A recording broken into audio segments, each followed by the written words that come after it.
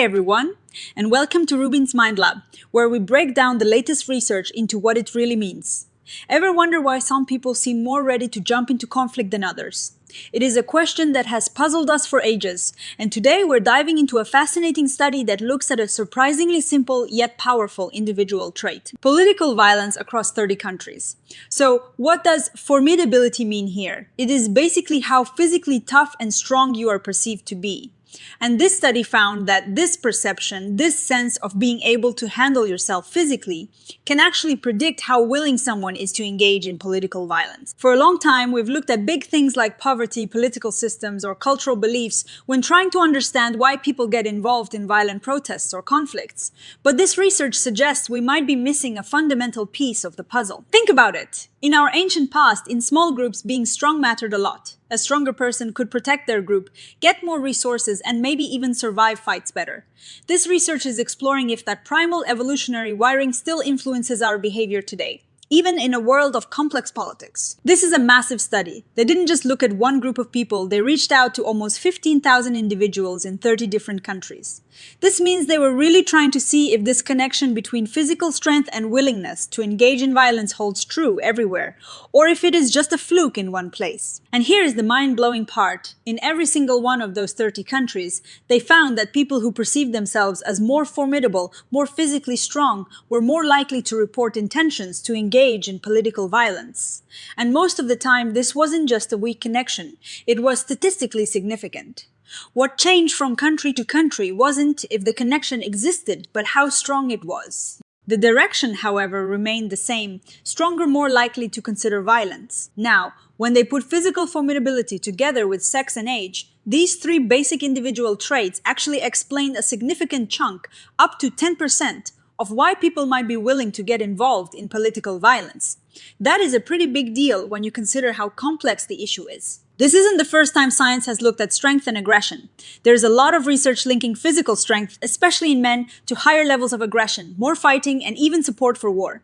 But as the researchers point out, in modern warfare between countries, individual strength doesn't matter as much as technology or army size. This hints again that the psychology might be tuned to those older, smaller group dynamics, like violent protests. They cite the previous study by Bartusevicius that tested this idea in 4 countries and found that self-perceived strength did indeed predict intentions to engage in political violence. The earlier study was good, but it had some limitations. It only looked at a few countries, sometimes used just one question to measure strength, and didn't fully explore how the country itself might change the relationship.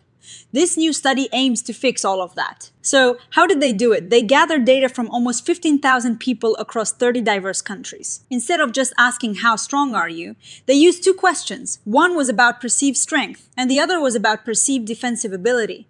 They combined these into a formidability index for a more robust measure. And as we mentioned, they made sure to include a wide variety of countries. They also used advanced statistical tools called multi-level models to really dig into whether the connection between formidability and violence changed from country to country. So after cleaning up the data, they ended up with over 14,000 participants. They made sure the sample in each country represented the national population in terms of age, sex, and education, which is super important for making sure the results are reliable. This is the core question, and the answer is a resounding yes. The 2-item formidability scale, their combined measure, was positively associated with intentions to participate in political violence.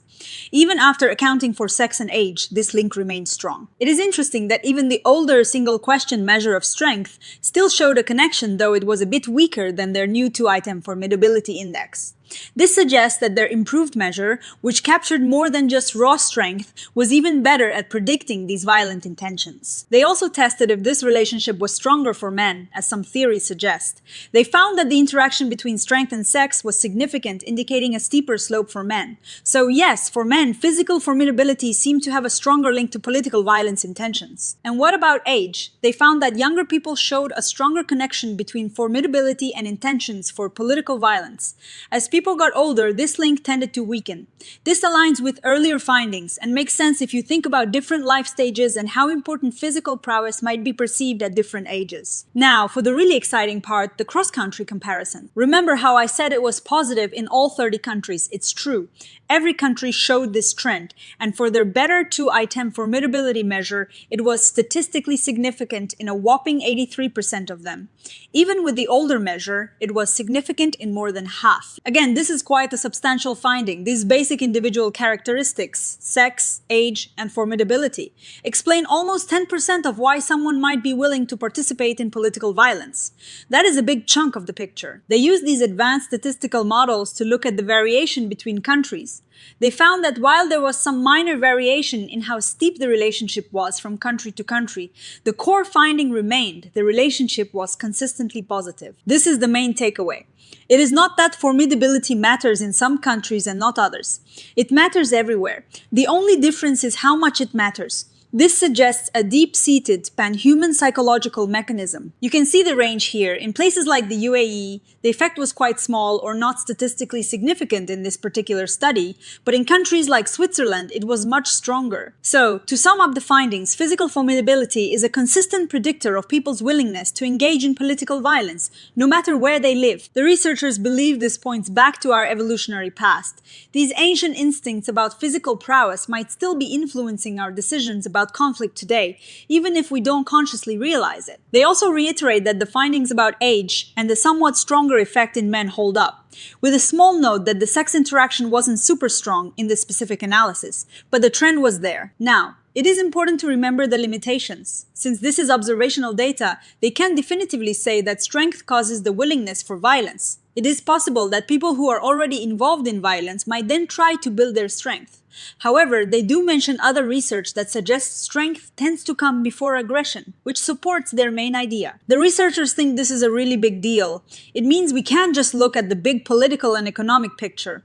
We need to pay attention to these basic individual traits too. To give you a tiny peek into how they measured things, that strength question was framed like I am stronger than X% of other men or women, and people would pick a percentage. And remember, their better measure, formidability, combined that strength question with how well people thought they could defend themselves. This is also good scientific practice. They pre-registered everything beforehand. This means they decided how they would do the study and analyze the data before they even saw the results. This helps prevent them from cherry-picking data or changing their methods just to get a desired outcome. It's a way to build trust in the findings. So, what does this all mean for us? This study highlights that fundamental individual differences, like how strong you feel, can play a role in decisions that lead to political violence. It doesn't excuse violence, of course, but it adds another layer to our understanding beyond the usual suspects, like economics or ideology. It suggests that our ancient biological wiring might still be subtly shaping our engagement with modern societal issues. It makes you wonder about other basic individual traits we might be overlooking in predicting complex human behaviors. Could things like perceived intelligence, perceived attractiveness, or even things like emotional regulation also have universal links to different types of social engagement, both positive and negative? And how do these interact with cultural and political factors? The fact that this study was so large and cross-cultural is a huge strength. It makes the findings much more robust. However, as they noted, it is still observational. Future research could explore this more deeply, perhaps using experimental designs or longitudinal studies to get a clearer picture of the causal pathways. It is a reminder that understanding human behavior is incredibly complex, and sometimes the most profound insights come from looking at the most elemental aspects of who we are.